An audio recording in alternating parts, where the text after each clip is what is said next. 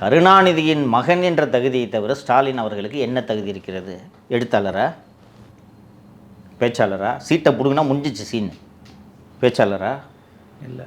இலக்கிய சொற்பொழிவாளரா இல்லை. நடிகரா இல்லை. என்ன தகுதி சொல்லுங்கள். இன்றைக்கி ஒரு மாபெரும் இயக்கத்தின் 75 ஆண்டு பவள விழா கண்ட ஒரு இயக்கத்தின் தலைவராக இருக்கிறார். என்ன தகுதி? இல்லை. ஆனால் கலைஞர் கருணாநிதி இருக்கும்போதே அவர் தலைவராக மாற்றலைல்ல, பயிற்சி தானே கொடுத்தாரு.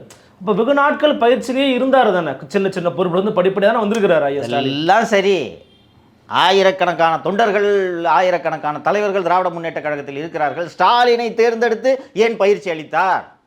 அவருடைய மகன் என்பதற்காக. அதைத்தான் நான் சொல்கிறேன். நீங்கள் என்னமோ சுற்றி இப்படி வர்றீங்க. அப்போது மு கருணாநிதியின் மகன் என்பதை தவிர திரு ஸ்டாலின் அவர்களுக்கு திராவிட முன்னேற்ற கழகத்திற்கு தலைமை தாங்குவதற்கு என்ன தகுதி? 20 நிமிஷம் அதிகம், 10 நிமிஷம் அண்ணன் ஆராசாவையும் ஜெகதரட்சகனையும் மு.க.ஸ்டாலினையும் பேச வையுங்கள். இவர்கள் இருவரை விஞ்சும் அளவுக்கு இவரால் பேச முடியுமா?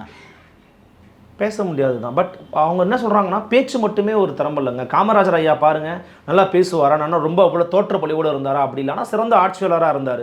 அப்போ ஆட்சி செய்வதற்கு பேச்சு திறன் மட்டும் முக்கியம் கிடையாதுன்னு அவங்க ஒரு வாதத்தை வைக்கிறாங்க. கரெக்டு. திரு காமராஜர் அவர்கள்